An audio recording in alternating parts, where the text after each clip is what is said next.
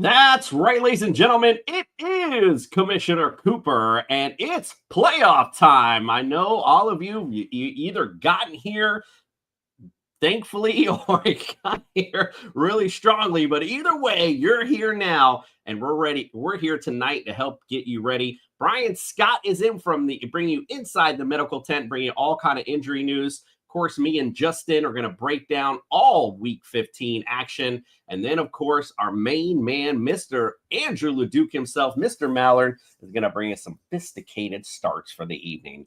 It's time for the playoffs, but more importantly, it's time for TSS Fantasy.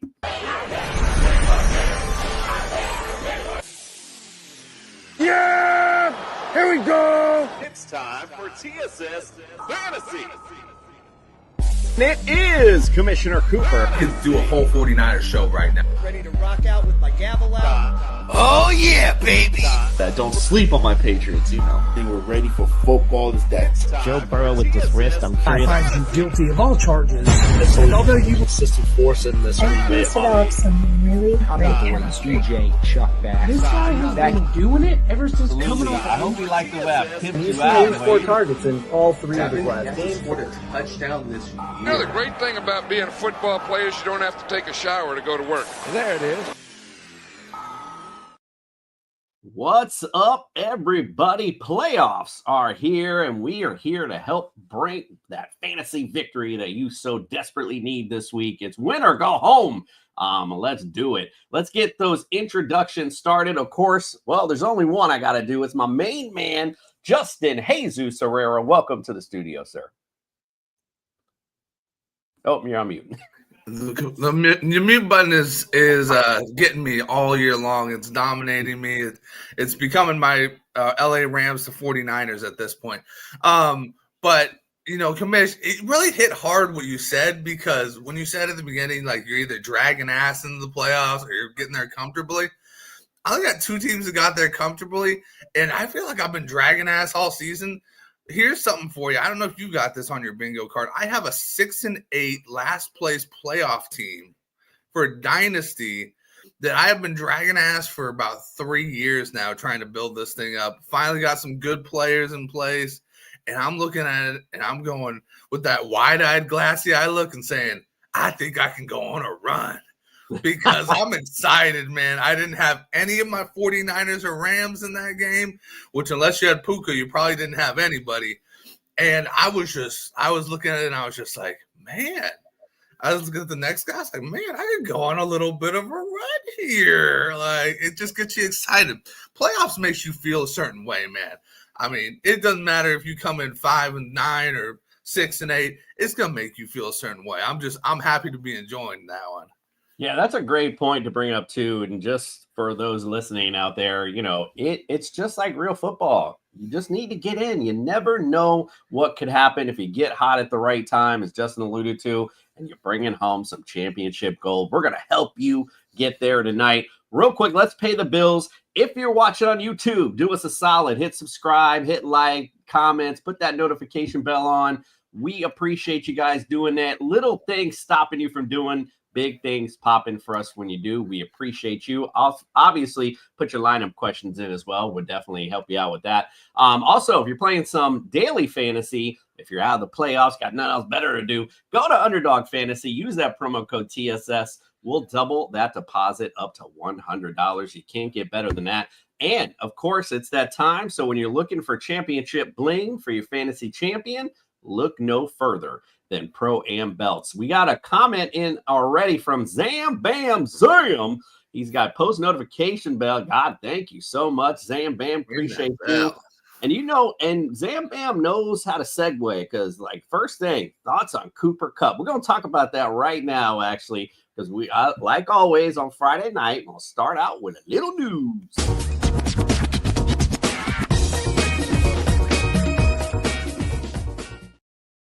So about last night, and it's funny because as Justin alluded to, you know, there was a lot of questions going in last night. Garendo was a big question. Deebo Samuel was a big question. We'll talk about that in a second. So there was, and you know, on the other side too, like, was this 49ers D stepping up? Obviously they did. But last night, probably one of the more boring Thursday night games I've seen in a while. 12-6 Rams win. Not much really talk about player stat wise. Stafford was underwhelming. Kyron Williams got 108 yards on the ground. He got 2 receptions, so he was okay. You alluded to Puka Nacua. Man, that dude is nasty. That's all I want to say. That catch behind the defender. He already had the signature catch last week. Guy's on fire right now. But 7 receptions, 97 yards. Cooper Kupp, as my boy Zam Bam alluded to, 0 receptions for 0 yards. Wow. Oh my goodness. I mean, ooh-wee. Let's talk about the Niners real quick. Brock Purdy, he was off last night. Might have been the weather. I'm not really sure what was going on. 142 yards and an interception. Isaiah Guerrero, that was like the big question. So 57 yards on the ground, not a great night, but got 4 receptions for 18 yards. So he did just an okay day. George Kittle led the way with 4 receptions for 61 yards. And Debo, 3 receptions, 16 yards. And he had 2 rushes for 3 yards. And it's funny because a lot of the people in the industry were, this is going to be Debo's night. It's going to be Debo's night. Da, da, da, da, da. And, there was a lot of word out there. They were going to feed him the ball. And they did make a conservative effort to get him the football. But the Rams do that too, unfortunately. And they were just all over him. So thoughts? Well, let's answer Zam Bam real quick. What are your thoughts on Cooper Kupp? And then give me your thoughts about last night. My thoughts about Cooper Kupp were pretty simple. I think that last night was kind of one of those nights where you just rush the hot hand. Everybody was kind of out of sync with that first rainstorm in the first half. The run game wasn't even that great on either side. And these are 2 historic offenses that do a lot of the same stuff, so they know exactly what they're getting into when they get into a game like this. So, I think that Cooper Kupp was probably a victim of the fact that, in the second half, he really didn't get too many looks because Puka Nacua was just showing up, right? And they just had to move. They weren't there to just see who was open for the flashy play. They just had to move. So I think a lot of it was Puka was showing up and Stafford just kept on going back to him. I like what I see schedule-wise from the rest of the season. You got the Jets coming up, and then you got the Cardinals. It's a nice matchup for championship week. That being said, his numbers previously, like a lot of people were saying, like, he's starting to get hot.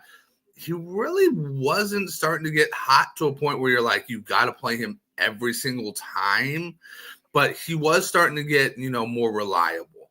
So when I take a deeper look at Cooper Kupp, if you make it past or if you were to able to sit him and, you had the intel to do that, I would start to look at him as, do I think anybody else is going to outproduce him? And if I think people are going to outproduce him, then I put them ahead of him. If I think he's there tied with somebody, then I maybe put him in that position. But, for me, he's kind of sliding into that first flex role. Like, he's not a reliable wide receiver 1 through 3 anymore. No, that's totally spot on. That's exactly my thoughts as you were talking too. It was, he went from number 1 as the season started, and they started coming down a little bit to receiver 2. And then now he's in that flex range, quite frankly. So that's kind of where I'm at with him as well. Just pretty much a sexy flexy in there. All right. So what do you think of the game? Oh man, my heart broke a little bit. Here's the thing. My heart broke a little bit because we used to ragdoll the Rams all the time. And it was a reflection of the fact that this team, while it had a little life against the Bears, there's so many internal problems right now. Like we've wasted picks on kickers and tight ends that should have gone to offensive linemen. And it's a reflection of what we need to have happen in this crucial offseason, ahead of us. And, I'm not going to lie, Dre Greenlaw has to be signed for like another 5 years. This guy stepped onto the field after a torn Achilles, and literally their defense looked like it did last year for the first half. Like it was, and when he left, the defense went back to looking flat again. That's an indicator right there. And, one of the things I remember hearing from the broadcast was this guy never stopped working.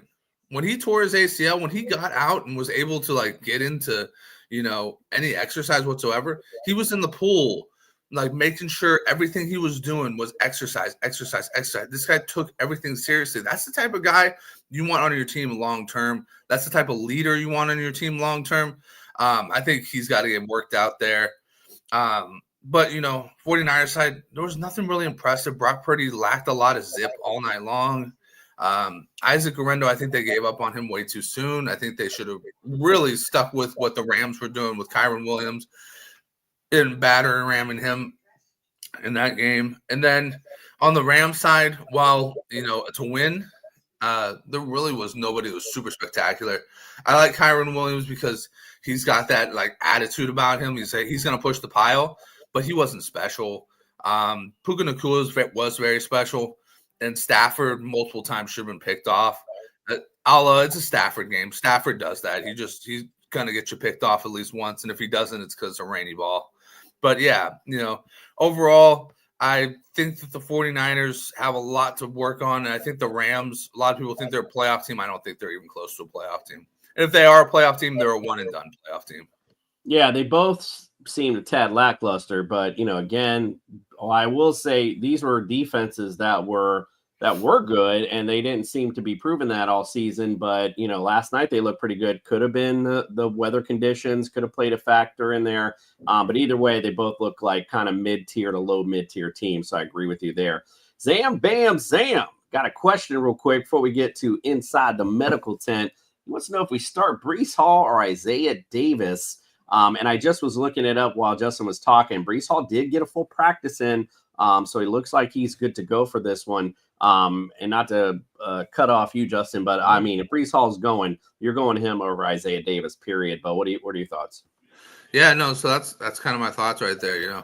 I like Isaiah Davis. I mean, we've talked about Isaiah Davis through just personal message.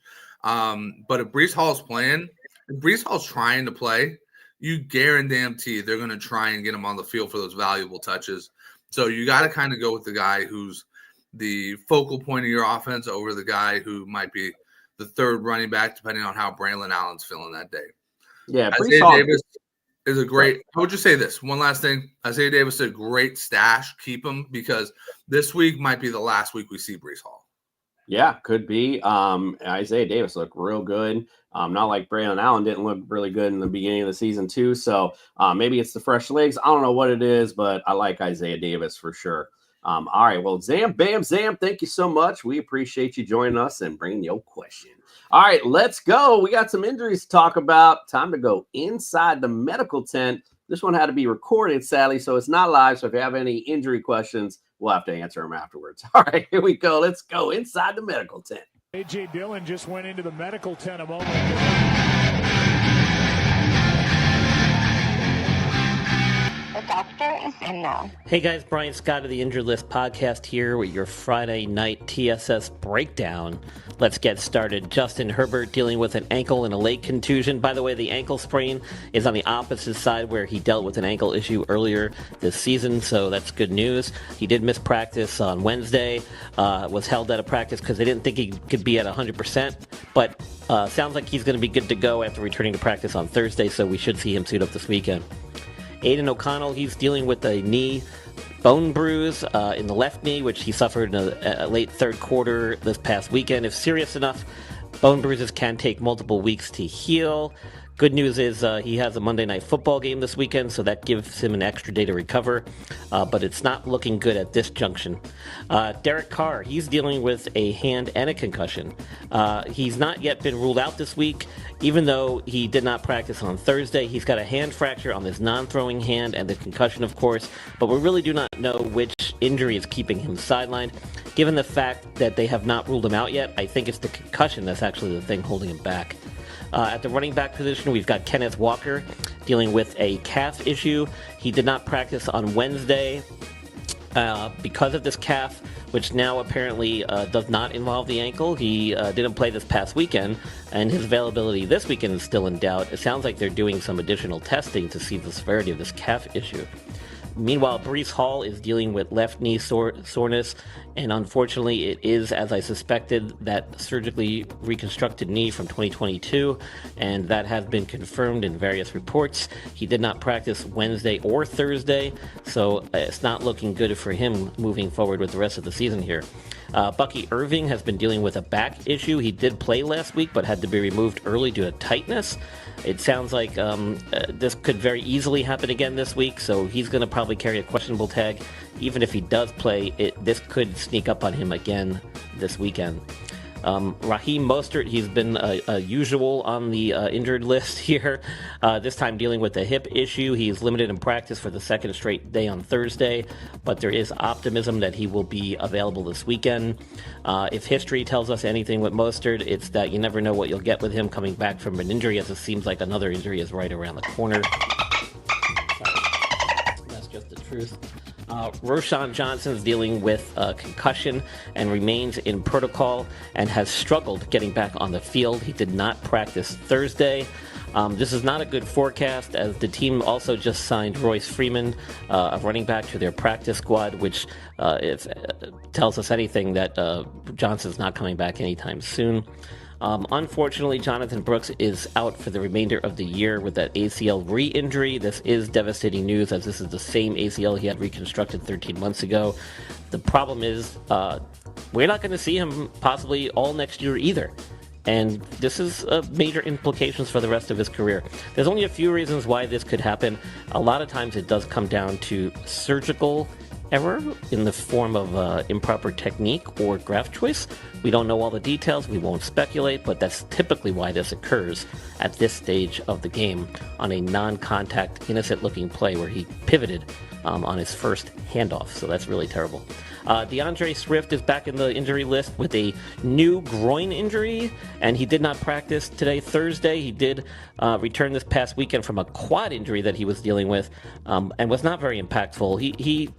We'll have to see what he's able to do the rest of the week, but he'll probably carry a questionable tag. Tony Pollard is dealing with an ankle injury and hasn't practiced in 2 days so far this week. This could be bad news, as he's had several ankle issues on both sides over the years. This makes his availability this weekend in question, and unless we see him get out there at least in a limited fashion by Friday, I'm predicting we're not going to see him at all. At the wide receiver position, George Pickens, not sure what's going on there. He's out probably with a hamstring issue, as it sounds like this is going to be several weeks. Originally, we thought it was him kind of milking it, but then he didn't play last weekend suddenly, and reports have surfaced now that this is more serious than they thought and could lead to an extended absence.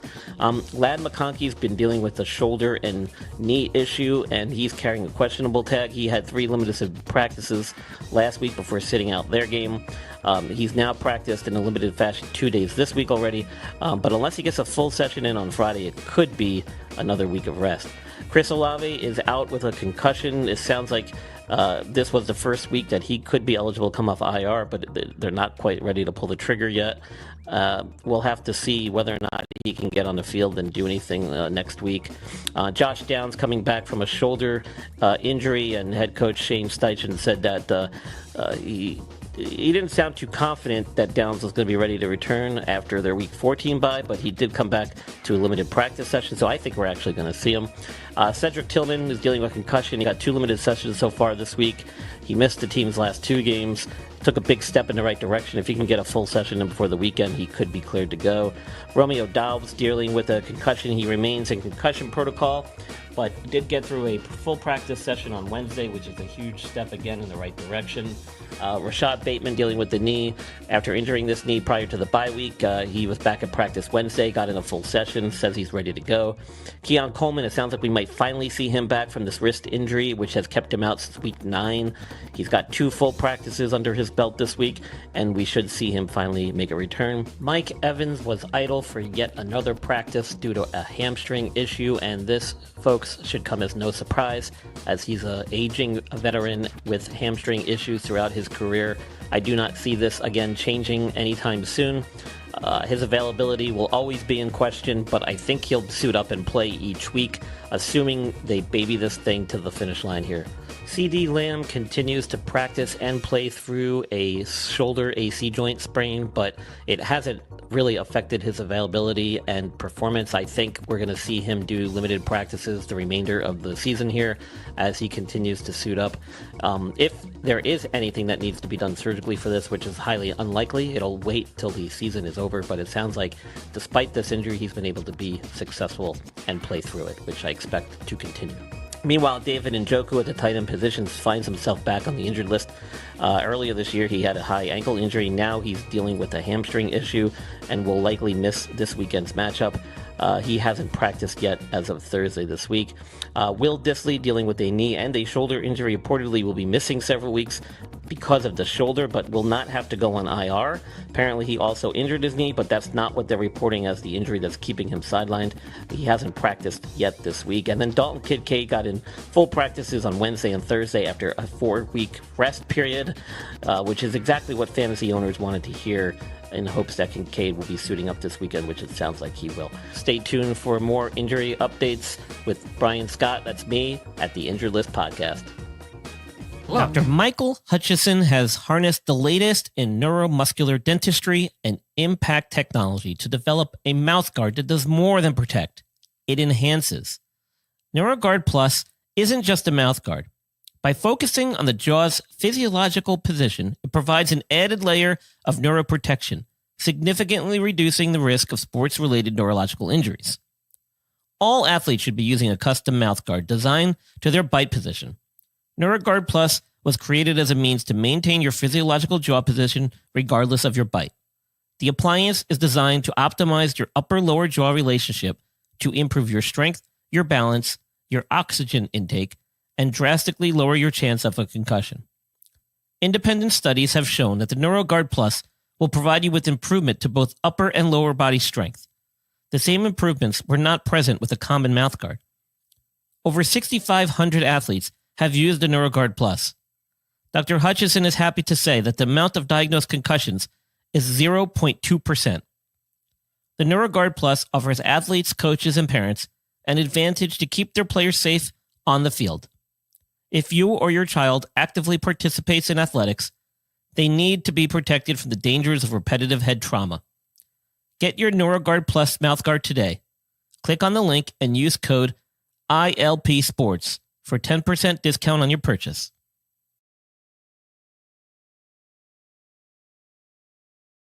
Look, I'm on mute. The mute monster got me. Bri, thank you so much. Go visit the Injured List Podcast. Lots of great stuff. And of course, they have their blog Inside the Medical Tent with him and of course Andrew LeDuc. All right, what's Friday night? We're feeling all right. Let's break it on down. Break down. Bring it on down. Break down. Bring it on down. Bring it on down. All right, let's get this thing started because we got quite a few games to go through this week. Well, we're going to usually start out, and I'm funny, and I'm like, hey, it's a big matchup, but I'm starting out with the cream of the crop, America's team, the Miami Dolphins, going to Houston. Visit the Houston Texans. Miami against fantasy QBs are third, running backs 20th, receivers 4th and 19th against tight ends. Houston is 18th against QBs, 3rd against running backs, 27th against receivers, and 4th against tight ends. So I'm going to give you the Texan side so I can talk some smack on the Dolphin side. Give me some guys you like and don't like in Houston. So, the Texan side is very simple. It's, you start your Nico Collins, you start your Joe Mixons because Joe Mixon's got you there. I mean, you're not putting Joe Mixon on the bench. And then, for this one, I think it's okay to dial up CJ Stroud. I think Stroud is going to need to put on his best game for this one. This is one of those games that's not talked about. It's a must win for Houston too, because they kind of need to start setting a pace and a precedence for playoffs. Because to be honest with you, while they might have the AFC South just about locked up, they do not feel like a team that's going to be going to the AFC Championship game right now. And they need to start building that momentum. And like you're going to talk about on the other side, the Dolphins know that this is do or die. They know that this is this way. So this game's going to have a lot of pressure behind it. And pressure, as we've seen in the past with CJ Stroud, makes diamonds. I think CJ Stroud is at least a quarterback 12 to 15 in this game. And if you don't have anybody better, I think you should definitely play him in this one. Yeah, it's going to be interesting. Miami's been really good against QBs and receivers, so we'll see on that side. For Miami, I think this is a go game for Tua, and I think it's really a get right for Tyreek. I was looking at some of the stats they were showing about the Dolphins and the defenses they faced, and a lot of the coverage issues is because they face a lot of teams that do a lot of zone. And the teams that they're about to be facing don't play a lot of zone. That's including the Houston Texans. They give up the big plays, and that could be an opportunity finally for Tyreek to have one of those real big monster games. And I feel like that's coming this week. And Jalen Waddle, for me, I feel like he's going to be almost that guy left out because I feel like you're going to see a lot of Jonnu. You're definitely going to see a lot of Tyreek. You want to, obviously, you're going to, if you rode Devon Achane here, you're going to put him in. But to me, he's more flex option this week. Houston's very tough up front. He'll get the catches, especially in PPR, but he's just not a guy that I'm like real high on this week because that's where Houston's D really makes its bread and butter is against the run. But I like Tua a lot. I think Jalen's the guy out. With Odell Beckham gone, whatever. And you'll see. So again, Jonnu, Tyreek, I like Tua, but Achane for me this week, I'm putting him in the flex range. All right, let's go. Now let's go with the big one. Dallas at Carolina. Dallas against Jesus. This is the epic matchup we've been waiting all season for. All right, Dallas against fantasy QBs are 28th. They're 28th also against running backs. They're 23rd against receivers and 12th against tight ends. Carolina, 26th against QBs, dead last against running backs, 10th against receivers, and they're dead last against tight ends. All right, so last time I feel like when I thought I was giving you the good one, which one do you want to take for this one? Oh, it doesn't matter. It's shit all around. But, I think I'll take Carolina on this one just to make it a little interesting challenge for me. For Carolina, I'm really liking Adam Thielen going forward. He's done nothing but put up numbers. You want to talk about a guy who's a PPR machine? This guy's just constantly getting targets. That being said, I feel shaky because I was a guy. This was a guy for me for a long time. I feel shaky with Jatavian Sanders. He had a dud last week. Hasn't been, track record with injuries has been a little bit shaky this past couple weeks as well. And, I feel like they've been waiting for Adam Thielen to come back to take over that dominant role so much that even guys like Xavier Legette are kind of taking side missions. And, Jalen Coker, we haven't talked about him since his proposed breakout week like 3 weeks ago. So for me, I look at it like, you don't want to get too cute with these games, even though it has potential. So for me, I look at it like straight up, I want me some Adam Thielen. I want me some Chuba Hubbard. And I think I'm going to pass on the rest of it because Jonathan Brooks is down. And, they gave Chuba an extension for a reason. They want him around for a long time. They're going to get him the ball. If you're feeling froggy in DFS, play somebody else that, play like a Jatavian Sanders. But if you're really in the playoff hunt and you are in a tight matchup, I don't think I would bite on that one. Yeah, I just want to just say I think it's going to be a huge Chuba Hubbard day, especially like we saw when he wasn't with Jonathan Brooks, wasn't in the lineup. Boy, they feed Chuba and they feed him in the pass. They feed him all the way around, so it's going to be a big day for him.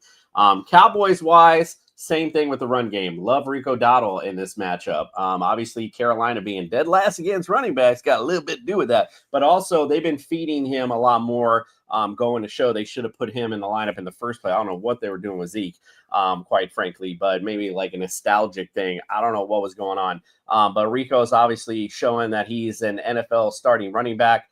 He's got a great matchup this week. With the CeeDee Lamb, it's one of those things where Carolina actually has been playing good in the secondary. It's still CeeDee Lamb, and they're still going to feed him the ball, even though it's still Cooper Rush. So, obviously you're going to start him if you have him. But for me this week, like Achane, I'm putting him more in the flex range for me. So Rico Dowdle, CeeDee Lamb flexy, but I love Rico Dowdle as a smash RB1 this week. And other than that, on the rest of it. I was going to say, how you feel about Jake Ferguson? Oh, my bad. You know what? I didn't bring up sexy Jake. Yeah, I mean, look, it's another great matchup. You're right. I'm sorry. I didn't even totally slip my mind. Great matchup for Jake this week. He's definitely a top 12 tight end in my rankings. Obviously, Carolina is dead last against tight ends, so it's a good matchup for him. The only thing that worries me is I keep saying Carolina's playing good, but for some reason, I just got this weird feeling Dallas is going to be up on them. I don't know why I'm feeling that, but could just be one of those weird feelings that don't come to be true. But I just have a feeling Dallas really had the Bengals game won, obviously, and just let a punt block go to waste. So I feel like might be a big bounce back week for them. Especially, and they really don't have anything to play for at this point. So they might as well just beat up on the little Panthers, but we'll see. We'll see how it goes. But I do like Jake's matchup, so thank you for pointing that out. Let's go Jets at Jaguars. Ugh. Jets against fantasy QBs are 16th, 10th against running backs. They're number 1 against receivers and 6th against tight ends. Jags, 31st against QBs, 31st against running backs, 28th against receivers, and 26th against tight ends. So I'm going to give you the Jets because every Sunday show, you're always picking them. So give me guys you like and don't like on the Jets side. Yeah, and that's why I'm like last place right now. So, but I'll tell you this, the Jets, are they going to disappoint you as always? Probably. But I will say, the one place they shouldn't disappoint you is the run game. Tony Pollard did deliver last week, even though Will Levis and Titans didn't. He went for over 100 yards. So I do, as referring to Zam's question previously, think whoever you do have as the Jets running back, or whoever's starting, should be a priority to put in your lineup 100%. So whether it's Breece, whether it's Isaiah Davis, whether it's Braylon Allen, I think you should prioritize that. Also, while the Jets have been the bane of my existence this year, trying to root for them, I will say that regardless of it, most of the time they're in games, and most of the time third quarter's coming around, they're leading games, which means they're scoring points. They just cannot know how to close to save your life. So you never play their defense because if you can't fucking win, you're not getting the points. So, I would say this could be easily Aaron Rodgers' last startable game in a 2 QB setting, easily. And it could also be the last, if not the first big game we see from Garrett Wilson this week. Mm-hmm. I like what I see when, I have an elite wide receiver, if not 2, against a piss poor defense and an offense that can't score to save their life. And that's what the Jaguars are. The Jaguars are an offense that can't score to save their life, and they put out there a defense that's got a good pass rush and really limited everywhere else. So while I do think that this game is going to be absolutely the toilet ball of the week and probably should be flushed from the schedule, put on like Nickelodeon or something like that where they can have some fun with all the colors and shit. But I do think that this might be your last week period to play good Jets players. So I will say if you have Devontae, Garrett Wilson, Aaron Rodgers, Breece Hall, it's not your worst choice. It really isn't. Especially with the 3 utility guys, flex guys, it's not your worst choice. Aaron Rodgers, it could be like there was like your worst choice, but we all want to be bad every once in a while. We all want to take a risk in the playoffs sometimes. So I've been waiting. I'm chomping on the bit to ask you this because this is a good lineup question here. So we're gonna get into the Kansas City Cleveland game in a second. But so in one league, I have Pat Mahomes. I've been riding Pat Mahomes. I'm like, you know what? I don't care. Let him stay in there because, eventually he's going to bust out and have a good one. But, now we're in the playoffs now. And we've seen the track record. He hasn't had those big breakouts. So then I'm like, you know what? I'm going to pick up Jameis. So I got Jameis right there right now. So the 2 guys going against each other, right? So I'm like in my head, like I'm okay. Like I'm going to wait till Sunday. And then I start looking, not to tease the Sunday a little, I start looking at the weather in this Chiefs-Browns game, and it's definite rain winds 15 miles an hour. Now I'm like, so question. Sitting out there on that waiver wire for me is Aaron Rodgers. With this, he had a great week last week, and he's going against this Jags secondary, which ain't all that. So what do you think? Do you think that's the cojones Dan Campbell move? Should I pick up Aaron Rodgers and put him up over any of those two guys? Oh, Dan Campbell would say, hell yeah. Dan Campbell would say all day long. And like I'll say this. I'll say this because I am a guy who likes to evaluate situations properly. If you're in a position right now where you think, all right, if he performs just a little bit under his projected, I'm still going to win, I'd plug him in 100%. But if you're in the red under his projections, I would go, Pat Mahomes is still a damn good quarterback in the rain. So I'll just say this. One, I don't look at those projections because I know it's just people guessing. Although when you look at for my matchup, I'm the last seed going into this particular playoff, and I'm playing the number 1 seed. But even so, we're only separated by 3 points projection wise. So he had Kyron Williams last night. I had Debo, but I benched him thanks to some good advice from my boy Justin. So I'm looking at this matchup like, look, I'm only projected to be only 3 points away from him, right as it stands. That's with Pat Mahomes entered in the lineup. So I'm like, and that's why in my head I'm like, oh, do I? You know what I mean? Because it'd be nice. I say you definitely pick him up and you just put him on there, and you think about this over the weekend because there's a real juicy aspect to it where I agree with you. And I do back my words where I think this is the last ride of the old Ranger, where this is the last one where he's going to have this tremendous 24-point game or something like that. I can feel it in the air. I feel it.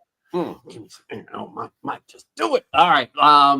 Real quick, because this ain't going to take long. On the Jag side, I can't trust Tank Bigsby. I can't trust Travis Etienne, even though the Jets are kind of, they're kind of okay against the run. And, listen, they've played against Mac Jones before.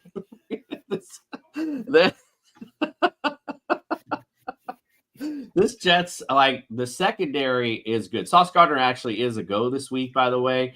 So, there's not much I really like on the Jag side. Even Evan Ingram's a little beat up. If he does end up going, there's nothing I like here, quite honestly. I think it's an easy Jets win to make them look good before the season's out.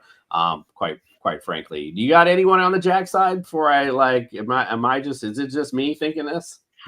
Bro, I wish I could say Brian Thomas Jr. And you know what? If I were to say anybody for a Hail Mary flex, it'd be him because Evan Ingram's out. Just because I hate it, but the NFL is so wonky, you never know. We could literally turn on the channel and it'll be 14-0 Jags. You'll be, how the fuck did it get here?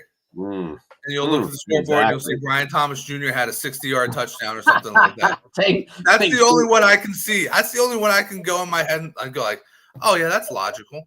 He just got over the top of the defense. Take Bigsby with 157 yards at half. I'm sitting there I can't trust either one of them. I mean, that's how it goes, right? All right, let's go. Bengals at Titans. Bengals against fantasy QBs are 30th, 13th against running backs, 20th against receivers, and 30th against tight ends. Titans, 20th against QBs, 15th against running backs, 3rd against receivers, and 9th against tight ends. All right, I'll serve this up to you. Give me who you like and don't like on the Bengals side.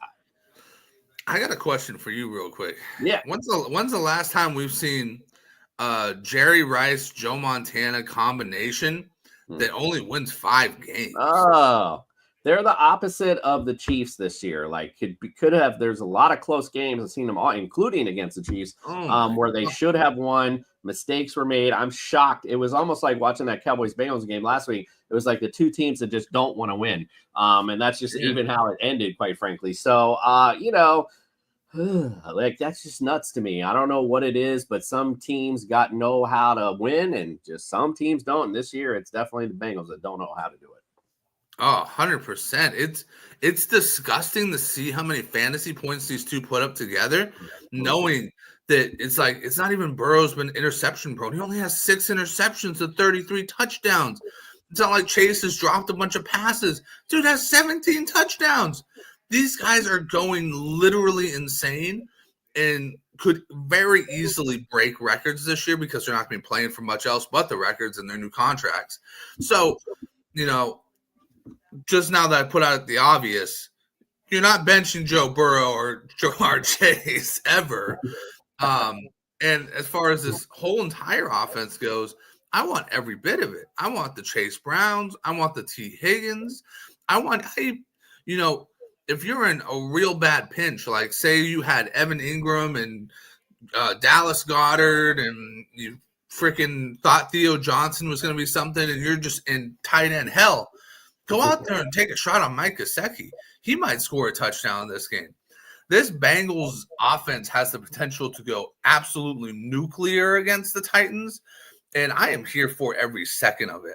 I know we keep talking about the Titans have this stellar defense.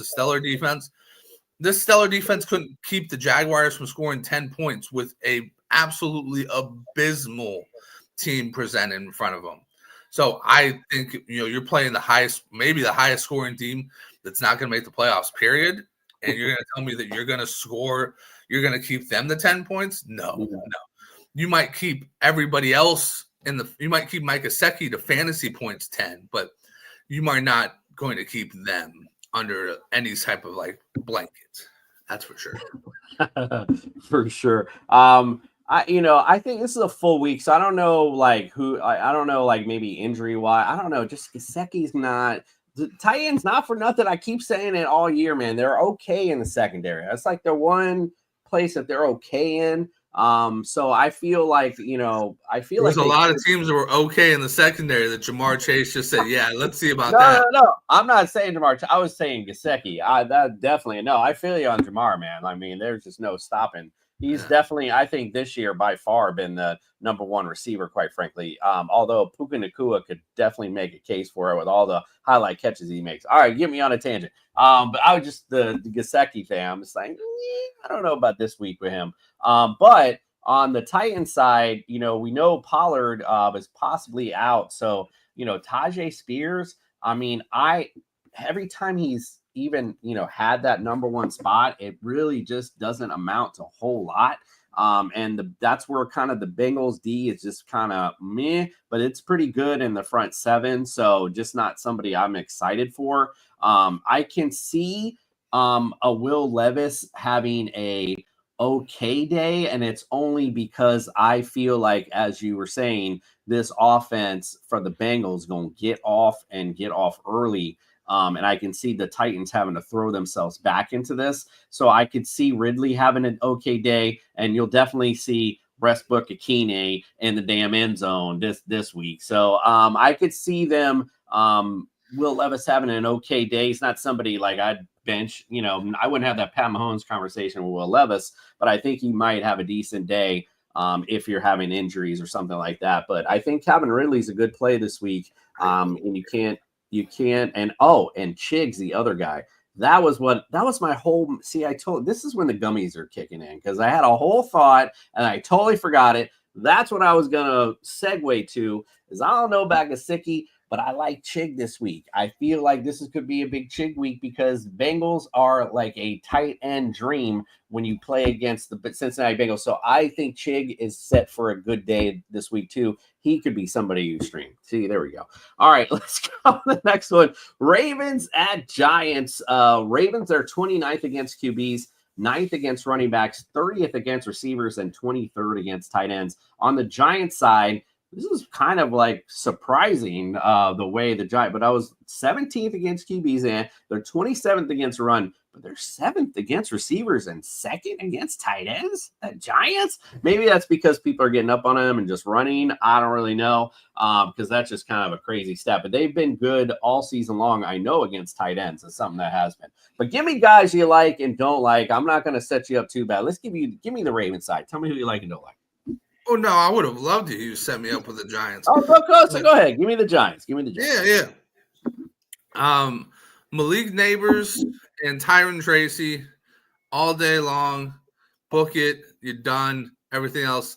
I'm not even joking. Wan'Dale Robinson, unfortunately, he's fallen off. I don't want any part of that stuff. Malik Neighbors is I think he's still questionable.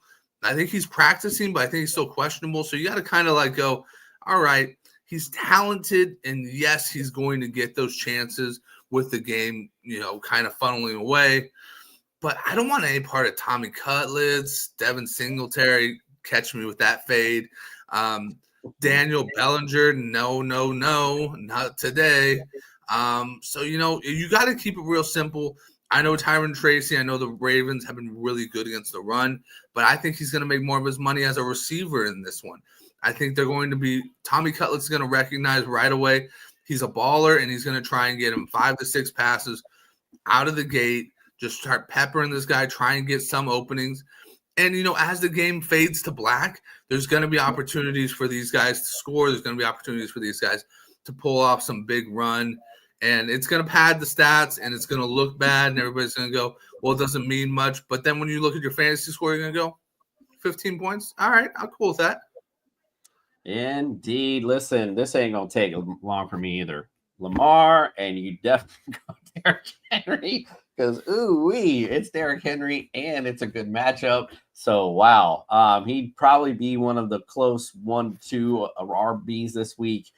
So congratulations if you're riding with that in the playoffs. Yeah. Lamar, obviously it's Lamar, period. Mark Andrews, but as I mentioned, tight ends have had troubles against the Giants. So maybe I don't know if there's anybody else you want to start over him, but could be a little bit of a struggle there this week. It's the obvious people when it comes, and I just want to say, Deontay Johnson, can you get on the field, bro? Can you do something? Can you stop just being a clown and get on the damn field, bro? Like, I just don't understand. Anyway, that dude was the original Devondre Campbell. He's quitting on his team before he even got on the field. This clown shit. Like, again, being I'm 5'7", the NFL unfortunately was not in my cards. So I just don't understand how people don't see what a privilege it is to play that football game in the professional level. So anyway, you a clown, bro. All right, let's go. KC at Cleveland. This is what I want to talk about. 23rd, KC's 23rd against QBs, number 1 against running backs, 17th against receivers, and 31st against tight ends. Cleveland 15th against QBs, 7th against running backs, 24th against receivers, or 24th against tight ends. So give me guys you like and don't like on the Chiefs. So I know we were talking about, because we've talked about it too. You've helped me out with my issues with Jameis as well and trying to settle down with that. I think that these are two guys that I wouldn't worry about slinging the ball in a lot of weather conditions because they just got the arms. I mean, when Jameis especially has got a nasty arm. I mean, we saw him slinging in the freaking tundra. Yeah, when it was just coming down, we saw him slinging the ball. So I had no problems with that. And Patty Mahomes he's got a generational arm as well. So I think that while you're probably not going to be getting the 26 to 30 points you'd hope from these guys, you can definitely still get a healthy amount of points from either one of these guys. So Pat Mahomes, do I think he's gonna break the top 5? No. Do I think he'll probably be in the range of the top 12? Yes, I do. Because this is a game that this team absolutely needs to set a precedence with. And the Browns have been a very solid front seven. And, they've shown some weaknesses on the back end. And I think that, you might see my biggest prediction point here is that you're going to actually see an Xavier Worthy night instead of a DeAndre Hopkins night. I think they've been wanting to showcase him a little bit more. They're trying to get him in the books, And I think he has the speed to get behind this Browns defense. Whereas, you're going to have Denzel Ward primarily focused on DeAndre Hopkins. And you're going to have probably Grant Delbit on Travis Kelce. So I would not be surprised if we see a very strong outing from Worthy in this game. And also, I wouldn't be surprised if we see our first strong outing for Pacheco as well. They're really trying to ramp him up, get him ready for playoffs. Travis Kelce and DeAndre Hopkins. You know, I did just talk mad dirt on DeAndre Hopkins, but I still think he's worthy of a flex for sure. And then Travis Kelce, you know, with all the great tight ends out there, I think this is the perfect time to improvise and put out there what I've talked about and what me and Freddie have talked about with DFS. Sometimes just play 2 tight ends. If you got a flex spot open and you're not, you know, sure if you want your 3-4 receiver in there, play your number 2 tight end. If Travis Kelce is your number 2 tight end, I like it, but I think that Jason's already dipped out on me in this one. So while he gets back, I'm gonna just say on the other side, are you back? What? Okay. On the other side, you can probably hear me, but you can't see me right now. I'm John Cena, apparently. Correct. I hit the wire. My bad. Oh, my bad. So I'll finish up with my side. I think you know, I like Winston. The weather does worry me, but as you're saying that, I'm like, oh yeah, and like, where did he start his career in Tampa? So he knows how to throw in the rain. But the wind is more the worry for me because since he likes to throw down field so much. So, but I do like in this matchup Jerry Jeudy and Elijah Moore because you have no Njoku going into this one. More than likely, I don't think he's been ruled out completely, but it looks like it's trending that way.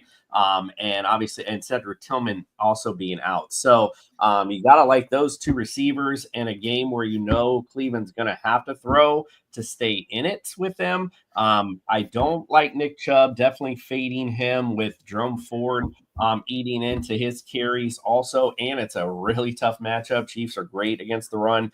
So yeah, for me, it's pretty simple on this one.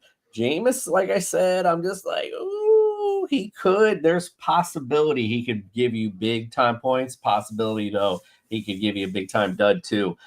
So it makes me nervous, but I do like Jerry Jeudy and Elijah Moore because who the hell else is going to make plays out there, quite frankly. All right, let's go to the next one. Washington at New Orleans. Washington 19th against QBs, 12th against running backs, 19th against receivers, and 13th against tight ends. The Saints are 11th against QBs, 25th against running backs. They're 26th against receivers and 11th against tight ends. So, guys, you like and don't like on the Commanders. I'm going to try to get my mic back. So, I know that, you know, you were just saying that they're, I believe, 11th against the QB position. But, you know, for my money, I think that putting Jaden Daniels out there again is going to be an excellent choice. You know, I think Jaden Daniels, he has that special sauce. And Washington kind of needs to show that they're a playoff presence going into the playoffs in order to, you know, kind of get that mojo, that magic going for them again. So I'm playing Jaden Daniels all day long. Brian Robinson Jr. is another guy who's been a great start as both a pass catcher and a rusher. Gotta love that play. You know, for the receivers, Terry McLaurin is going to be an interesting play. This Saints defense has really stepped up, but I can definitely see a world where he has a great game. And Zach Ertz is another guy. Zach Ertz is my money play on this one. He's just an automatic guy. If you need that, you know, 12 to 15 points at the tight end position, you had an Evan Ingram, you had a Theo Johnson, you had somebody who just absolutely went down, and you're shocked right now, and you don't know who else to put in there. If Zach Ertz is in the field, if he's there, or if you've stashed him, he is definitely a very solid play this week, and a guy I would have no problem playing as the possible top 12 tight end this week. And then, you know, as far as the Saints go, the Saints is a tough one because all I can say is that the Saints, that team is pretty much centered around Alvin Kamara, Marquez Valdes-Scantling, and the new guy, Jake Haener. I don't think I would trust anybody in that one outside of Alvin Kamara, just because, you know, as much as you want to go out there and say, you know, he's going to just toss it to Marquez Valdes-Scantling all day long. We don't know that. You know, he doesn't have the timing, the rhythm that Derek Carr has. He's a young guy. It just doesn't seem like it's going to be one of those days where you want to put your reliability on a wide receiver who's kind of been fading numbers-wise and has been really, really touchdown dependent for most of the fantasy season, if not all of it. And then, tight ends-wise, Taysom Hill's not there. So Juwan Johnson might be the only other option. And at that point, I think I'd want to stream for somebody else because, as much as I like Juwan Johnson, as much as I pushed for Juwan Johnson last week, I just don't think that this offense is going to be able to feed him enough to make him relevant this week.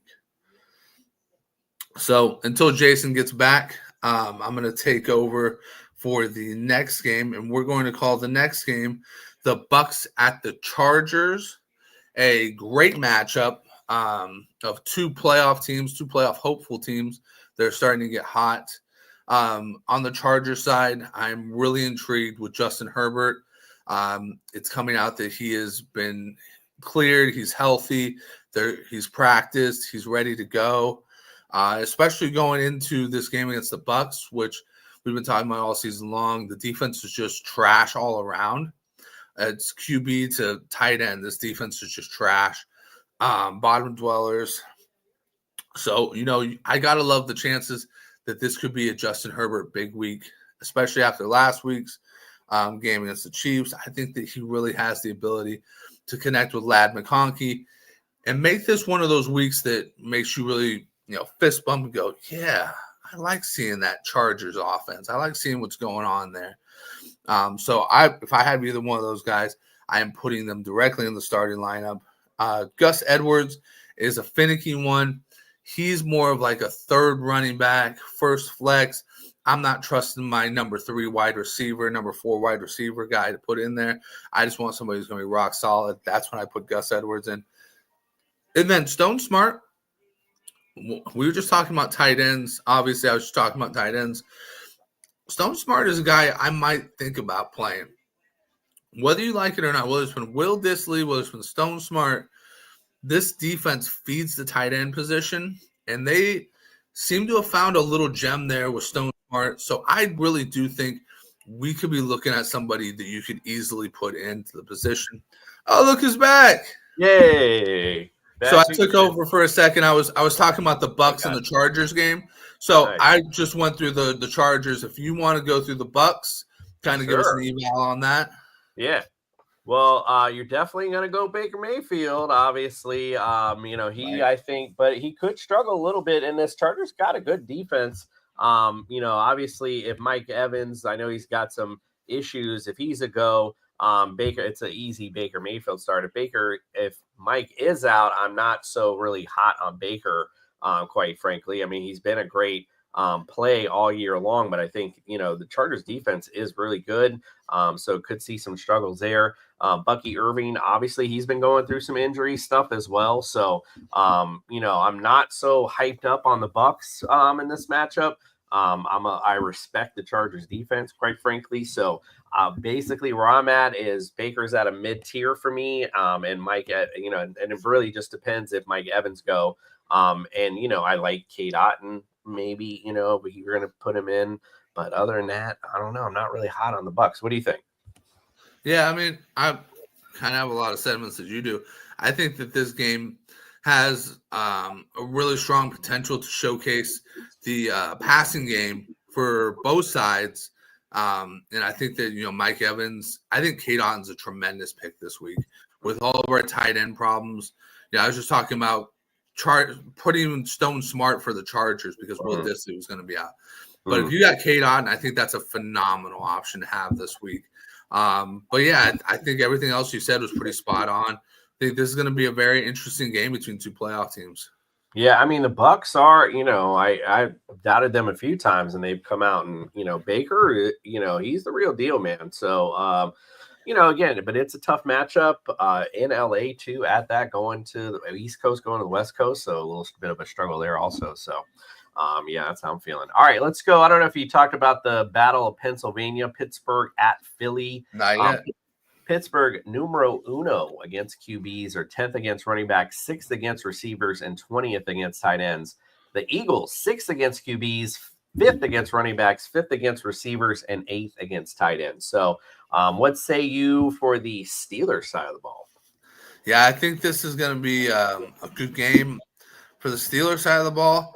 I'm really hyped on a lot of the Steelers in this one. I think that we could see a good game from Najee Harris. Jalen Warren could absolutely be flex worthy in this one. I think as we're talking about tight ends, I think one of the most important keys to this game is going to be Pat Freiermuth. George Pickens out again. We saw that they made up with Van Jefferson last week, but I think that Pat Freiermuth is going to be much more important to the secondary, or to combating the secondary that's very good and has come along very strong in the past couple of weeks. So, I'm going with right now Freiermuth, Harris, and Warren as my top three guys. Russ is cooking, but it kind of worries me in this game because the defense of the Eagles has been so good recently. I wonder if it's going to be a slow down type of game where he's going to be targeting prominently his tight end and working with his running game. So I wonder if I want to put him out there as my starter. And I don't know how you feel about that, but with no George Pickens, you can go with Van Jefferson, but that's a tough one to rely on week to week. I just don't know if I want to rely on Russ as my starter this week. Yeah, see, that's why I'm like, I don't really I don't like anyone on the Steelers in this one. I don't really like a ton on the Eagles either. I think it's just going to be a boring field goal game, to be honest with you. So Chris Boswell got it. Yeah, definite. Jake Elliott, as well. I think those are good starts this week because I just feel like both these defenses are that good. And I think the difference, though, is that George Pickens injury. Like, there's not a lot to offer, not a lot of playmakers, quite frankly, I feel like on the Steelers side of the football. So, on that side, obviously you're going to start Saquon, and I think that's where you will see, he'll see some good numbers in this one. I think of volume, but I think the Eagles offense and the Steelers offense struggle in this, so I'm not really excited about anyone. Really, quite frankly, you might see, I mentioned that's where the Steelers struggled is in the tight end. So you might see Calcaterra get in the end zone maybe. But other than that, I'm not really just kind of blah on that one. I think it's going to be a boring field goal game, quite frankly. So we'll see. All right, let's go. Bills at Detroit. Ooh, possible Super Bowl preview. Bills against QBs are 4th, 30th against running backs, 11th against receivers, or 5th against tight ends. Detroit 5th against QBs, 2nd against running backs, 28th against receivers, and 1st against tight ends. So what say you guys you like and don't like? So in our show, in our Sunday show, it's the hammer down moment. I think we just hammered down on everybody. I don't know how you're feeling, but I've looked this game up and down, and I don't know if there's anybody I wouldn't want in my lineup. Mm-hmm. I've even considered Mac Hollins in a lineup or two, because he's been so good and they've been utilizing him so well. You know what I mean? Like, the only person I'll put my hammer down and say I can't trust is Dalton Kincaid, but I haven't been able to trust him all season long. Outside of that, I mean, I love everybody on the Lions team. I love everybody on the Bills team. And they both have shown the susceptibility to get scored on a lot. I mean, shit, the Bills just got put 44 on by the freaking Rams.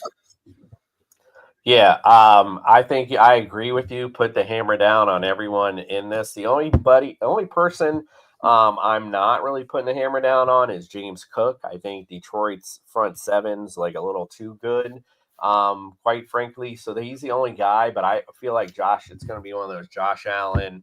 We're just going to see fireworks. I mean, I wouldn't surprise see 50 on each side, possible Super Bowl preview. So light them up. Start the kickers too. You're good. The only thing we say here is the defenses, period.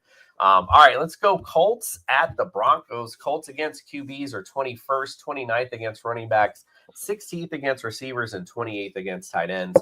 Broncos 7th against QBs, 14th against running backs, 12th against receivers, and 17th against tight ends. So give me Broncos guys you like and don't like.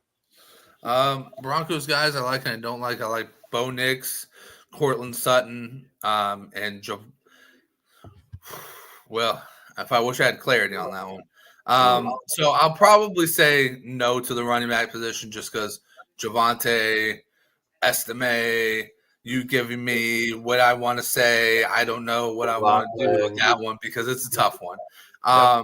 But yeah, so I think I'll go with that. And you know what? I think the last guy I'll say is a possibility if you have him in a deeper league is Devon Vele, because he's shown out this year, and he's been one of those guys that doesn't have to score a touchdown to score 12 points. I like those type of guys. But like I said, you're in a deep league. Say you're in one of those weird leagues where you have like 2 running backs and like 5 wide receivers. You need to fill all those spots. Devon Vele is a nice play for that one. I'm going pretty much Jonathan Taylor, and that's about it. I don't really, Broncos D is legit. Jonathan Taylor is also legit. That's the only reason why I'm good. And Anthony Richardson is a roller coaster. And so that's not something I want to trust going into the playoffs. Same way you're talking about with the Broncos running backs. And it's a shame because it's a good matchup. So somebody is going to eat. We just don't know who it is. And I'm not trying to run that risk for a playoff matchup, quite frankly. All right, let's go Patriots at Cardinals. Patriots against QBs are 22nd, 16th against running backs, 21st against tight ends, and 15th against 21st against receivers, 15th against tight ends. Arizona Cardinals, 13th against QBs, 26th against running backs, 18th against receivers, and they're 7th against tight ends. So give me Patriots guys you like and don't like. I like I actually do like Drake May in this game. I don't think he's going to be tremendous in this game, but I like him as a solid 15-point QB in this game. Ramondre Stevenson should still be somebody you should start in settings where you have open flex spots. I still think he's better than a lot of wide receiver threes going right now. And then as far as, anybody else goes, we're talking about tight end flyers. Probably one of the best tight end flyers the entire season has been Hunter Henry. He's heavily targeted by Drake May. They just have that, real good connection going. So I think that's where I'll probably stop with that one. I don't want to put Pop Douglas in. I don't want to trust Kendrick Bourne. That's just, there's some things you just don't do, and you don't put the Patriots offense in a position where they can fuck you. I think this is going to be a good Kyler Murray game. I think this is going to be a good, nice Marvin Harrison Jr. game. I think it's going to be a good Trey McBride game. And I think Arizona is going to fly high against the Patriots. So I think that's a pretty easy analysis. That's all I really got to say about that one. Let's go Packers at Seahawks. Packers against fantasy QBs. They're 10th. They're 21st against running backs, 9th against receivers, and 25th against tight ends. On the Seahawks side, 14th against QBs, 22nd against running backs, 14th against receivers, 21st against tight ends. So give me guys you like and don't like on the Packers. Packers side, like me some Josh Jacobs in this game. He's been running real well this past, and they're really getting him warmed up. It kind of feels like Packers football, like they've been wanting to have Packers football for a long time there with Josh Jacobs. Do I expect 3 touchdowns? No, but I damn sure expect at least 1. On the Jordan Love side, I think Jordan Love's going to have a good game. The problem is figuring out who he's going to have a good game with. And my intuition is because Jaden Reed laid such a dud and pissed so many people off last week that this man is going to come back for 15 to 20 points this week and absolutely shock the fantasy world and throw it on their heads. And everybody's going to go, my playoff season, where did it go? Because I sat Jaden Reed this week. So I think he's going to surprise you there. I also think another guy that's going to surprise you is Tucker Kraft. I can see him tearing up this Seahawks defense as well, just like George Kittle does every single time he plays them. I think he could easily put out a touchdown. And then as far as the other wide receivers go, maybe Christian Watson could be my long shot for a flex, but honestly, I don't want any part of Dontavian Wicks and Romeo Doubs. While he's good, he's also incredibly injury prone. I'm going Kenneth Walker. I think Zach Charbonnet could be a top 10 running back this week. He's proven he can do it. Packers 21st, like I said, against tight ends. Against running backs 21st. So that's an issue, and I think Zach Charbonnet definitely could be a top 10 guy this week. DK Metcalf's a good guy this week as well. And of course, you got to go with JSN. He's the the undroppable is what I'm gonna say. Guy of the year. So yeah, so I like those two in that matchup. I think this is gonna be a good Sunday night delight, if you will. All right, so we got 2 Monday night games that like I could just can both go eat a bag of dicks. Yeah, pretty much. I mean, what are we doing here? So we got Bears against the Vikings. Bears against fantasy QBs are second, 24th against running backs, second against receivers, and 18th against tight ends. Vikings 8th against QBs, 4th against running backs. They're dead last against receivers and 14th against tight ends. So give me guys you like and don't like. So for who? You want the Bears or the Vikings? Oh, my bad. Whoever you want. I'll go with the Bears, and I'll surprise you here. Caleb Williams, the first time he played the Vikings, went for 340 yards and 2 touchdowns. Ooh. That is easily his second best output on yards, and probably his best output in rating, period. No, not his best, but one of his better outputs. Sure. So I think that, this is a game where Caleb's going to come back recharged after, getting getting himself beat up quite a bit in that 49ers game. So I think you're going to see a good resurgence of him, DJ Moore in this game. As far as I know, Swift is banged up. As far as I know, their backup is also banged up. Yeah, Travis Homer coming back. I don't know if Rashawn Johnson is cleared yet, but it might be Travis Homer. Whoever it is, don't play him. Don't try it. Rashawn Johnson has been spotty. He scores a touchdown here and there, but it's only usually good for about 7 points on your fantasy output. Another guy that might be a decent play, just because we've been talking about the tight end apocalypse when it comes to playoffs, is Cole Kmet. I like Cole Kmet in this game. I think he could be a very solid piece. But yeah, going down the stretch, it's tough because Roma Odunze has been hitting hard, but he's still a rookie, and you're just okay, is this a stretch? Are you starting to get into this real good feel, or did you just have a good game? You know what I mean? So it's kind of like that, here and there. DJ Moore, at least you can say he's having good games. Might not be 2 touchdown games, but he's having good games consistently. You know what I mean? So if you're stretched, put Roma Odunze in. But if you have a chance to keep him out, I don't know. I think this is not a good week to put him. Yeah, you're going Justin Jefferson, obviously. That's kind of an easy call here. I don't know if I like Jordan Addison all that much this week, however. I think this might be a little bit of a struggle for Sam Darnold in this matchup. But I think this game will be close, and I think you might hit on something with Caleb. I think he might have a decent day this week. I'm calling for at least a touchdown for Keenan Allen, so I'm going to call on that side. All right, let's finish it up. Falcons at the Raiders.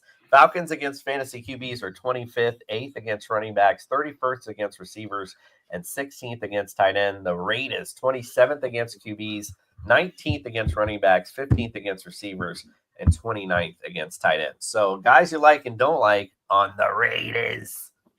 Oh, yeah. Oh, my God. The Raiders. Oh, my God. You don't even know who's playing quarterback for these motherfuckers anymore. But you know what? Whoever it is, they're going to throw it to Brock Bowers. That's for damn sure. But you know what? I'm being all seriousness here. I like Sincere McCormick. I think that guy is a legitimate guy. I think he's going to play like the Zamir White role was last year, where Zamir White helped you get to a lot of championships last year. Don't forget that. We might laugh at him now because he hasn't touched the field since week 3, but he helped a lot of people get to championships last year. So I think Sincere McCormick plays that role this year. I think he gets you about 10 to 15 based on how many catches he gets in this game. And then, Brock Bowers, he's your workhorse. You keep him in there no matter what, no matter the QB situation, no matter if Antonio Pierce has to go out there and throw the freaking ball himself. You keep him on the freaking field. And then, if I had a third guy to put out there, I had one more guy to put out there, it would be Jacoby Myers. Yeah, I think he's an easy call on this one. You know, Atlanta is garbage in the secondary. I like Kirk Cousins this week. I think they're going to put up some points this week on this Raiders Is he D. still a quarterback over there? Yeah, like he said, they did say Penix is going to get his when it's time. So it's not time yet, apparently. So I think Kirk Cousins got a good matchup. He's going to see a good game this week. I like Darnell Mooney a lot. Drake London's a good call. I'm not going to, even though it's a good matchup for Pitts, there's just no way I'm risking it. He's just been awful. He's been the Debo Samuel of tight ends. So I'm not playing Kyle Pitts at all. And obviously I'm going Bijan. I think that's easy. Easy call on that one. All right, well, let's finish things up. Andrew LeDuc gives a sophistication station. Let's check it out.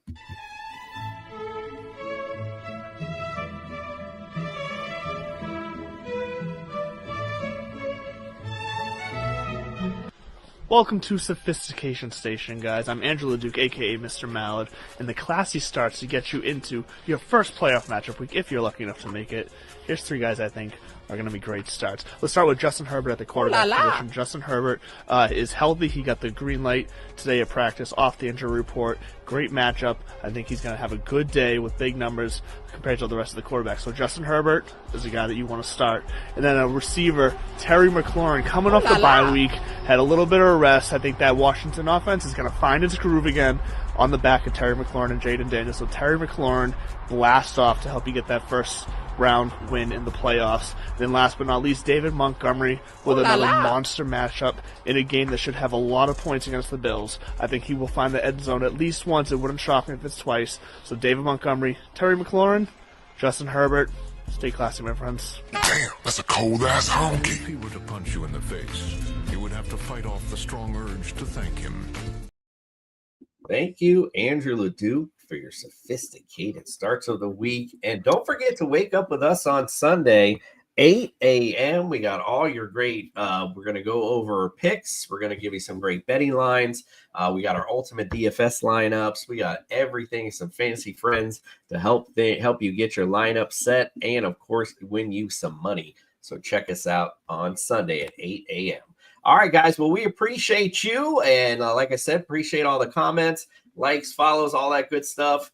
And we are out.